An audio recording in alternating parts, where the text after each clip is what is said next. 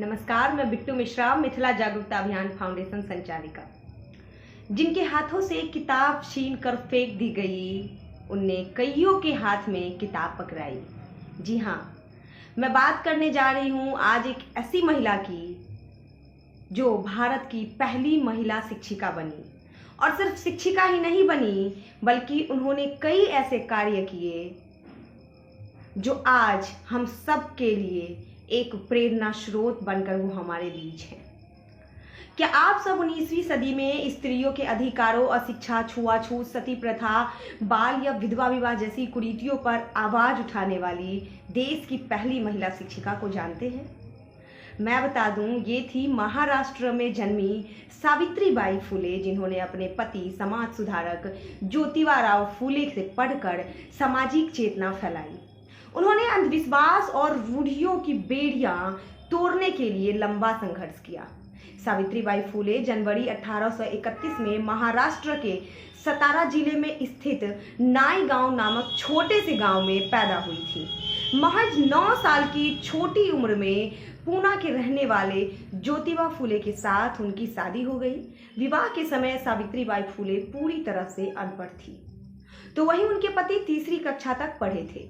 जिस दौर में वो पढ़ने का सपना देख रही थी, उस वक्त की एक घटना के अनुसार एक दिन सावित्रीबाई अंग्रेजी की किसी किताब के पन्ने पलट रही थी। तभी उनके पिताजी ने उन्हें देख लिया और वो दौड़ कर आए और किताब को हाथ से छीन कर फेंक दिया। इनके पीछे की वजह ये बताई गई कि शिक्षा का हक केवल उच्च जाति के पुरुषों को ही है। दलितों और महिलाओं को शिक्षा ग्रहण करना पाप था। बस उसी दिन वो किताब वापस लाकर प्रण कर बैठी कि कुछ भी हो जाए, वो एक न एक दिन पढ़ना जरूर सीखेगी। वही लगन थी कि एक दिन उन्होंने खुद पढ़कर अपने पति ज्योतिबा फुले के साथ मिलकर लड़कियों के लिए 18 स्कूल खोले। बता दें कि साल 1848 में महाराष्ट्र के पुणे में देश का सबसे पहला बालिका स्कूल की स्थापना की थी। वही 18वां स्कूल भी पुणे में ही खोला गया था। उन्होंने 28 जनवरी 1853 को गर्भवती बलात्कार पीड़ितों के लिए बाल हत्या प्रतिबंध गृह की स्थापना की।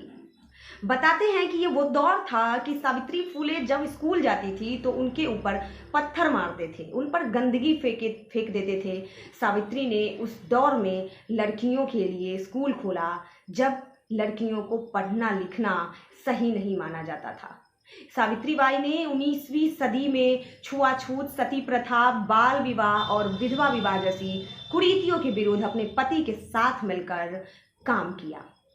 सावित्रीबाई फुले के पति ज्योतिबा फुले की मृत्यु सन 1890 में हुई थी।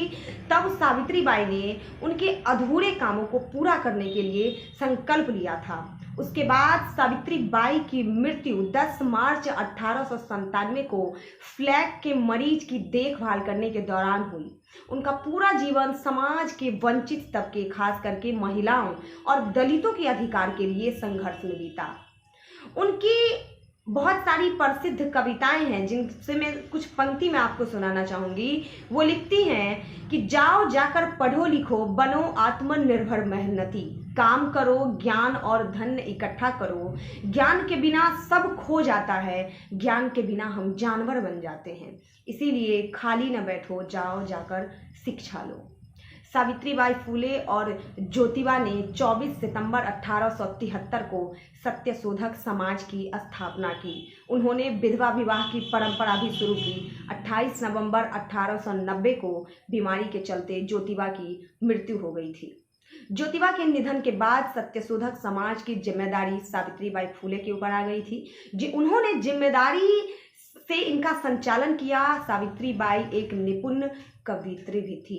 वे अपनी कविताओं और लेखों में हमेशा सामाजिक चेतना की बात करती थी।